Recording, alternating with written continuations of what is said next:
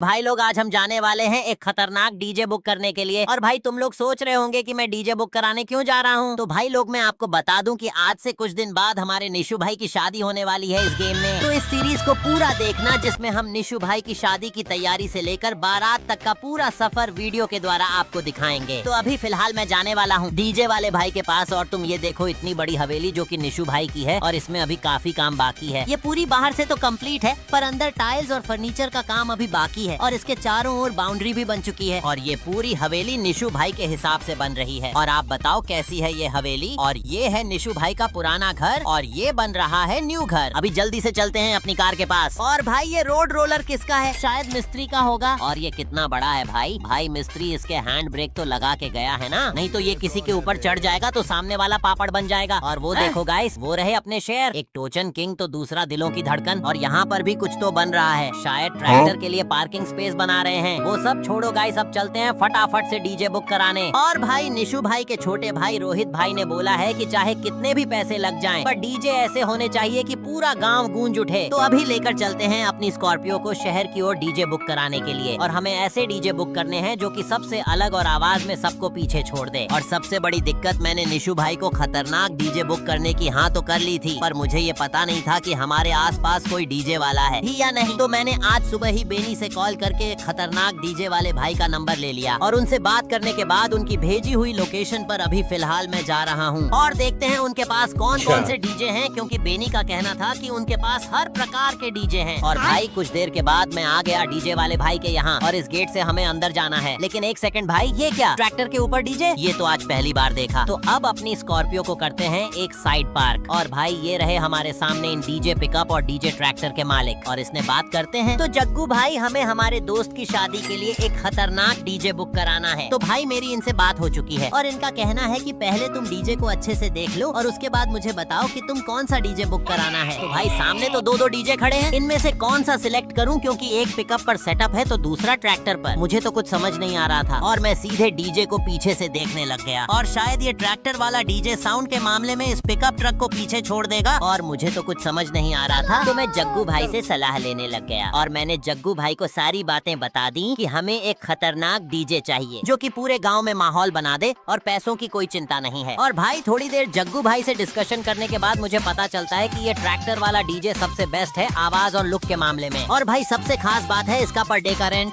और भाई वो है 50,000 इस पिकअप ट्रक का। और इस बड़े से ट्रैक्टर डीजे का रेंट है पूरे के पूरे 90,000 रुपए। भाई ये काफी ज्यादा है, पर निशु भाई ने पहले ही कहा था कि कुछ भी हो जाए सबसे बेस्ट डीजे ही चाहिए। और अब मैं फटाफट से जग्गू भाई को एडवांस पेमेंट कर देता हूँ जिससे इस ट्रैक्टर डीजे को हम बुक कर सकें। और भाई ये जग्गू भाई रेंट का 10% एडवांस लेते हैं। अब तो मैं जल्दी से पेमेंट करता हूँ और जग्गू भाई को शादी की डेट और टाइम की पूरी डिटेल्स देता हूँ। तो ओके भाई लोग, सब काम अच्छे से हो गया था, पर वो कहते हैं ना, जब किस्मत ही हो फूटा तो क्या करेगा जग्गू मोटा। तो भाई जग्गू भाई का कहना है कि जिस डेट को तुम डीजे बुक कराने आए हो उस दिन दोनों व्हीकल बुक हैं। और भाई ये सुनते ही मेरे पैरों तले जमीन खिसक गई और मैंने जग्गू भाई को काफी मनाया कि चाहे 10-20 हजार एक्स्ट्रा ले लो, पर ये डीजे हमारे निशु भाई की शादी में भेज दो। पर ये जग्गू भाई मानने को ही नहीं। अब क्या करूं मैं, क्या जवाब दूंगा रोहित भाई को। और थोड़ी देर और जग्गू भाई से बातचीत करने के बाद जग्गू भाई निशु देशवाल की शादी में डीजे भेजने के लिए तैयार हो गए। पर उनकी एक शर्त थी, मतलब इनके कहने का मतलब ये है कि उनकी न्यू फॉर्च्यूनर उनके बेटे ने शहर के पास बीच में ऑफ रोडिंग करते वक्त पलट दी थी, जिससे वो गाड़ी अभी वहीं है। और ये अभी तक काफी लोगों को बोल चुके हैं उस फॉर्च्यूनर को बाहर निकालने के लिए, पर कोई हाँ ही नहीं करता। क्योंकि मुझे जितना पता चला है उस हिसाब से वहाँ पानी बहुत ज्यादा है, जिससे वहाँ छोटी मशीन का जाना नेक्स्ट टू इम्पॉसिबल है। पर टेंशन नॉट, क्योंकि मैं इस मिशन को पूरा करके ही दिखाऊंगा। तो जल्दी से ड्राइव करते हैं अपनी स्कॉर्पियो को, जिससे हम जग्गू भाई के द्वारा भेजी हुई लोकेशन पर पहुंच पाए। अगर मैं चाहता तो जग्गू भाई को मना कर देता कि मुझसे नहीं होगा ये काम, पर मैं ये इतनी बड़ी रिस्क ओनली अपने निशु भाई के लिए ले रहा हूँ जिससे उनकी शादी में रोला जम जाए। और तुम जग्गू भाई की अमीरी तो देखो, पूरे के पूरे 60 लाख की फॉर्च्यूनर को देखने तक नहीं गए, बस अपने बेटे से फॉर्च्यूनर की लोकेशन मांग ली जिससे ढूंढने में आसानी हो। और तुम मुझे बताओ कौन कौन निशु भाई की शादी देखने के लिए उत्सुक है। अगर हो तो जल्दी से वीडियो को लाइक करो और कमेंट में ये वाला इमोजी स्पैम कर दो, जिससे मुझे भी तो पता चले कौन कौन निशु भाई का बड़ा वाला फैन है। और भाई मैं कुछ देर बाद आ गया जग्गू भाई के द्वारा भेजी हुई लोकेशन पर। और भाई ये बीच तो वाकई में काफी बढ़िया है भाई, पर यहाँ पर छतरियाँ क्यों लगी हुई हैं? इनको नीचे गिराते हैं, देखते हैं गिरती हैं कि नहीं। अरे भाई ये तो काफी हार्ड हैं। वो सब छोड़ो गाइस, यहाँ तो आ गए, पर अब लोकेशन के हिसाब से मुझे राइट साइड जाना है। और भाई टर्न करते हैं अपनी गाड़ी को। वैसे मैं लोकेशन पर आ चुका हूँ और सामने का ही सिग्नल मिल रहा रहा है। और भाई यहाँ करते हैं अपनी स्कॉर्पियो पार्क और जल्दी से चलते हैं, क्योंकि भाई राइट साइड पड़ी है उस डीजे वाले जग्गू भाई की फॉर्च्यूनर। ओ भाई साहब, ये तो फॉर्च्यूनर के टायर लग रहे हैं, देखो एक ये और दूसरा ये। इसे देखकर ही मुझे लग रहा है कि इस गाड़ी को ठीक कराने में एक ब्रांड न्यू ऑल्टो या स्विफ्ट तो आ ही जाएगी। और भागता हुआ आ गया इस गाड़ी के पास, जो कि बाहर से एकदम ओके थी, पर अंदर से और नीचे से क्या पता क्या हुआ होगा, क्योंकि ये गाड़ी इतनी स्ट्रांग है फिर भी जग्गू भाई के बेटे ने इसके पुर्जे पुर्जे अलग कर दिए। वो सब तो ठीक है, पर इस गाड़ी की हालत देखकर नहीं लगता कि ये चलने लायक होगी। तो मैं फटाफट से अपनी स्कॉर्पियो ड्राइव करके इस गाड़ी के पास आ गया और बैक लगाकर गाड़ी में पड़ी हुई टोचन को लगाकर इसको धीरे धीरे बाहर की ओर निकालने लगा। और बस कुछ ही देर में इस भारी भरकम हाथी को बाहर लेकर आ गया और मैं बैठ गया किसकी के इंतजार में, क्योंकि भाई इस मॉन्स्टर को बेनी के गैरेज तक खींच के जाना एकदम इम्पॉसिबल है, जिससे मैंने पहले ही अपने लंगोटिया यार को कॉल कर दिया और बस कुछ देर में वो आता ही होगा। और करीब 20 मिनट के इंतजार के बाद मेरा लंगोटिया यार आ ही गया इस ट्रक को लेकर, और मैं भागते हुए गया इस ट्रक को ड्राइव करने, जिससे मैं एकदम परफेक्टली इस पानी में ट्रक को लगा सकूं। और मैंने जैसे ही ट्रक को ड्राइव किया, सबसे पहले आगे ले जाकर पीछे पानी में उतार दिया, उसके बाद वापस मोड़ के धीरे धीरे पीछे ले जाकर इस लकड़ियों के ब्रिज के पास खड़ा करने के बाद ट्रक का सारा काम कंप्लीट हो गया। बस अब सबसे मेन काम बचा था उस फॉर्च्यूनर को इस ट्रक में लोड करना। सबसे पहले मैंने अपनी स्कॉर्पियो को स्टार्ट करके फॉर्च्यूनर को टोचन से कनेक्ट किया और बिल्कुल आसपास नजर रखते हुए मैं उस गाड़ी को इन लकड़ियों के ब्रिज पर लेकर आ गया। और भाई करीब 1 घंटे के बाद इसको एक सही पोजीशन में खड़ा करने के बाद मैं मिलता हूँ आपको इस गाड़ी को ट्रक में लोड करने के बाद। तो ओके भाई लोग, काफी मुश्किलों के बाद मैंने और मेरे लंगोटिया यार ने इस हाथी भाई को ट्रक के अंदर लोड कर ही दिया। और अब जल्दी से लेकर चलते हैं इस ट्रक को बेनी के गैरेज पर और उस इच्छाधारी गैंडे से पूछते हैं कि इस कार को ठीक करने में कितना खर्चा लगेगा। और अपनी स्कॉर्पियो को मेरा लंगोटिया यार लेकर आ जाएगा गैरेज पर और मैं लेकर जा रहा हूँ उसका ट्रक। और भाई मेरी ड्राइविंग देखो, जिसके आगे सलमान खान भी शर्मा जाए, बेचारी फॉर्च्यूनर भी सोच रही होगी कि मैं ये कहाँ फंस गई। और भाई कुछ देर के बाद मैं बेनी के गैरेज पर आ गया और अब ट्रक को करते हैं टर्न। और भाई थोड़ी देर के बाद मैंने ट्रक को अच्छे से परफेक्टली खड़ा कर दिया था और भाई अब इसे बेनी अपने हिसाब से नीचे उतार देगा। तो भाई करीब 10 मिनट के बाद बेनी ने ट्रक में से फॉर्च्यूनर को नीचे उतार दिया और ये रही वो फॉर्च्यूनर। क्या हालत बनाई हुई है इसकी, मैं आपको चारों ओर से दिखा देता हूँ। इसमें एक तो बैक टायर और एक फ्रंट टायर टूट गया है और मैंने बेनी को सारी बातें बता दी हैं, जैसे कि फॉर्च्यूनर को कैसे मॉडिफाई करना है, क्योंकि जग्गू भाई को अब मॉडिफाई फॉर्च्यूनर चाहिए। माँ कसम, निशु भाई की शादी में डीजे के लिए इतने पापड़ बेलने पड़ रहे हैं, क्या ही बोलूं। और अभी फिलहाल में बेनी इस गाड़ी के पार्ट्स लेने गया है, जिससे इस गाड़ी को मॉडिफाई कर सके। और बेनी ने काफी वर्कर्स को कॉल भी कर दिया,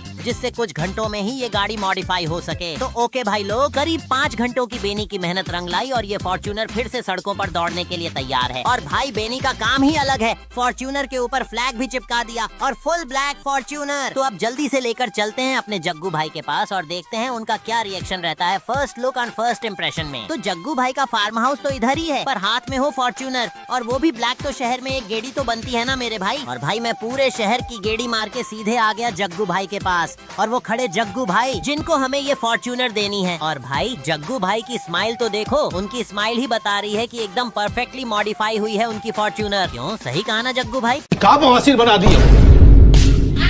तो ओके भाई लोग, इस एपिसोड में हमने डीजे बुक करवा लिया है और मैं मिलता हूँ अगले वीडियो में शादी की बाकी तैयारियों और धमाके से भरी हुई वीडियो के साथ। तब तक के लिए बाय बाय।